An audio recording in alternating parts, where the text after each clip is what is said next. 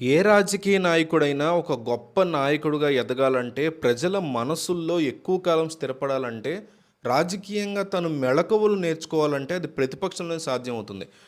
అధికార పక్షంలో ఉన్నప్పుడు నాయకత్వాన్ని చూపించేటువంటి అంశం లేదా పైకి ఎదిగేటువంటి ఛాన్సెస్ తక్కువగా ఉంటాయి. ఎక్కువగా బాధ్యత ఉంటుంది. ప్రజల పట్ల బాధ్యత ఉంటుంది. ప్రభుత్వాన్ని నడిపించాల్సినటువంటి బాధ్యత ఉంటుంది. కాబట్టి ప్రతిపక్షంలో ఉన్నప్పుడు మాత్రమే ఒక నాయకుడు ఒక ధీరుడిగా ఎదిగేటువంటి అవకాశాన్ని, ఒక సామాన్య వ్యక్తి నాయకుడిగా ఎదిగేటువంటి అవకాశాన్ని పొందగలిగేది ప్రతిపక్షంలో ఉన్నప్పుడు మాత్రమే. అయితే నారా లోకేష్ కూడా అట్లాగే తన పాదయాత్ర మొదలెట్టిన టైంలో జగన్మోహన్ రెడ్డి ప్రభుత్వం నుంచి అనేక ఇబ్బందులు ఎదుర్కొన్నారు. చిత్తూరు లాంటి ప్లేసెస్‌లో ఆయన మొదలెట్టిన కొద్ది రోజుల్లోనే విపరీతమైనటువంటి ఇబ్బంది కలగజేశారు. పోలీసులు మైక్ సెట్‌లను లాగేసుకోవటం గాని, ఇట్లా ఎన్నో రకాల ఇబ్బందులకు గురి చేశారు ఆయన యువగళం పాదయాత్ర గురించి. అప్పుడు మాత్రం నారా లోకేష్ చాలా తెలివిగా, చాలా ధైర్యంగా ఎదుర్కొని తన పాదయాత్ర తాను పూర్తి చేసినటువంటి అవకాశం తనకి కాన్స్టిట్యూషన్ ఇచ్చిందని, రాజ్యాంగం ఇచ్చిన రూల్స్ ప్రకారమే తను వెళ్తున్నానని నిలబడి గట్టి పోరాటాన్ని చేయగలిగారు. సో ఓవరాల్‌గా యువగళం పాదయాత్ర హిట్టా? ఫ్లాపా? అనేది మనం విశ్లేషించడానికి ఇక్కడ ఒక అవకాశాన్ని తీసుకుందాం. అయితే 2 రకాల అంశాలు మనకి కనిపిస్తున్నాయి దీంట్లో. ఒక నెగెటివ్, ఒక పాజిటివ్ లాగా మాట్లాడుకుంటే, ఒక నెగెటివ్ ఏంటంటే 400 రోజులు చేస్తానని చెప్పి ఇంకా 200 చిల్లర రోజులు ఉండగానే ఆయన ఈ పాదయాత్రని ఆపేయడం అనేది బిగ్గెస్ట్ నెగెటివ్‌గా కనిపిస్తోంది.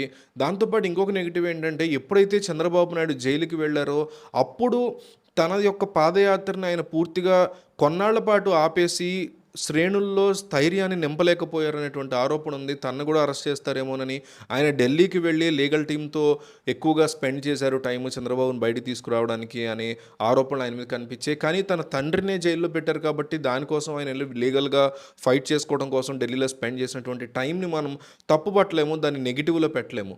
అట్లాగే నారా లోకేష్ తన యొక్క పాదయాత్రలో ఒక రెడ్ బుక్ పెట్టుకున్నారు. దాంట్లో ప్రజలు పడుతున్న ప్రతి ఇబ్బంది గురించి, ప్రజలు ఆలోచించే అంశాల గురించి, రేపొద్దున తాము అధికారంలోకి వస్తే ఏ ఏ అంశాలకి ప్రథమ ప్రాధాన్యత ఇవ్వాల్సి ఉంటుంది, ఫస్ట్ 100 రోజుల్లో లేదా ఫస్ట్ ఏడాదిలో ఏ సమస్యల్ని పూర్తి చేయాలి, ఇంకా అధికారంలోకి వచ్చాక ఫస్ట్ 50 రోజుల్లో ఎలాంటి సమస్యల్ని పూర్తి చేయాలి అనే అంశాలని ఆయన చాలా క్షుణ్ణంగా రాసుకున్నారు. ప్రతిదాన్ని ఆయన చాలా ఓపికగా విన్నారు.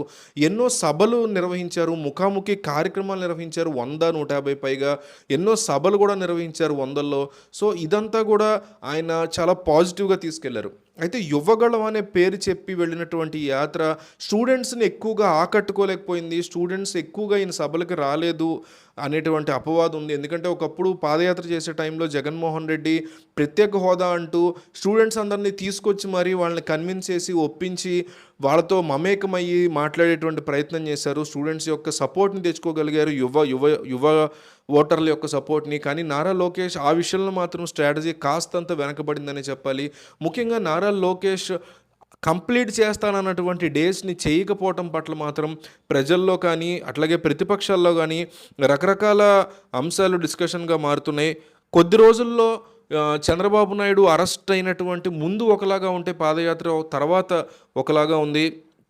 టీడీపీ కార్యకర్తలు మాత్రం చంద్రబాబు నాయుడు అరెస్ట్ తర్వాత యువగళం పాదయాత్ర కంటిన్యూ చేస్తే బాగుండని చాలామంది కోరుకున్నారు. కానీ దాన్ని ఆయన చేయలేకపోయారు. గతంలో జగన్, రేవంత్ రెడ్డిని అధికార పార్టీలు జైల్లో పెట్టిన వారు అనుకున్న లక్ష్యాన్ని చేరుకున్నారు. వారిలాగే లోకేష్ మీద కూడా వైసీపీ కక్ష సాధింపు చర్యలు తీసుకుని ఉంటే ఆయన మహా అయితే జైలుకి వెళ్ళొచ్చేవారు. కానీ అది కూడా ఆయన్ని రాజకీయంగా ఒక మెట్టెక్కించేది. కానీ అంది వచ్చినటువంటి ఆయుధాలని లోకేష్ వదిలేశారు అనేటువంటి మాట వినిపిస్తోంది. వదిలేసి ఢిల్లీలో తిరిగారు అనేటువంటి మాట వినిపించింది. 2003లో ప్రజాప్రస్థానం పేరుతో చేపట్టిన పాదయాత్రలో వైఎస్ఆర్ గట్టిగానే 68 రోజుల్లో 1600 కిలోమీటర్ల మేరకు నడిచారు. అప్పట్లో ఆయన సూపర్ హిట్ అయ్యారు. ఆ తర్వాత జగన్మోహన్ రెడ్డి కూడా హిట్ అయ్యారు.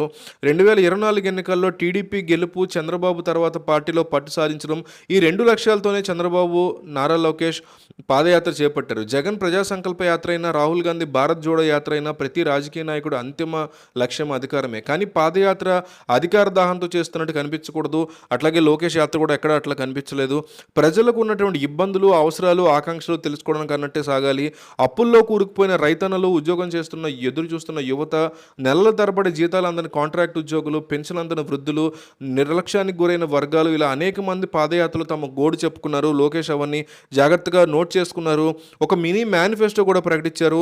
రేపొద్దున జరగబోతున్నటువంటి యువగళం యాత్రలో కూడా నారా లోకేష్ ఒక యువతకు సంబంధించి ఒక మినీ మేనిఫెస్టో లాంటివి చెప్పబోతున్నారు. వాళ్ళకు కొన్ని పాలసీస్ చెప్పబోతున్నారని తెలుస్తోంది. జగన్ ప్రభుత్వం కేవలం సంక్షేమం మీద దృష్టి పెట్టి అభివృద్ధిని గాలికి వదిలేసిందనేది ప్రతి సామాన్యుడు ఏపీలో అనుకుంటున్నటువంటి అంశం. అయితే రెండిటిని మేము సమంగా బ్యాలెన్స్ చేస్తామని చెప్తోంది టీడీపీ. సంక్షేమం చేస్తూనే మేము అభివృద్ధి చేస్తామని చెప్తోంది టీడీపీ. అయితే దాన్ని ఎట్లా చేస్తారు అనే దాన్ని నారా లోకేష్ ప్రజల్లోకి బలంగా తీసుకెళ్ళలేకపోయారు. చంద్రబాబు కానీ, లోకేష్ కానీ ఇప్పటికీ చెప్తున్నటువంటి మాట అదే. మేము అధికారంలోకి వస్తే ఖచ్చితంగా ఏపీ ప్రజలకి సంక్షేమం ఇస్తూనే అది ఆపకుండా అభివృద్ధి చేస్తామని చెప్తున్నారు. అయితే అది ఎట్లా చేస్తారు? ఎక్కడి నుంచి డబ్బులు పట్టుకొస్తారు? ఇప్పటికే అప్పులు పెరిగిపోతున్నాయని మీరు కానీ, మీ వర్గం మీడియా కానీ అంటున్న ఈ టైంలో మీరు ఎట్లా చేస్తారనే దాని మీద క్లారిటీ ఇవ్వకపోవడం నారా లోకేష్ యొక్క పాదయాత్రలో నెగిటివ్ పాయింట్. అయితే ఆయన ప్రజలతో మమేకమైనటువంటి విధానం, ఒక నాయకుడిగా ఎదుగుతున్నటువంటి విధానం మాత్రం డెఫినెట్లీ పాజిటివ్ పాయింట్. సో ఓవరాల్గా ఈయన పాదయాత్రకి నేనైతే అబోవ్ యావరేజ్ అని అనుకుంటున్నాను. హిట్ కాదు, ఫ్లాప్ కాదు, అబోవ్ యావరేజ్గా నడిచింది ఈయన పాదయాత్ర అని అనుకుంటున్నారు. పెద్ద సూపర్ హిట్ అయిపోలేదు, అట్లాగని కంప్లీట్గా డీలా పడిపోయే పరిస్థితి లేదు.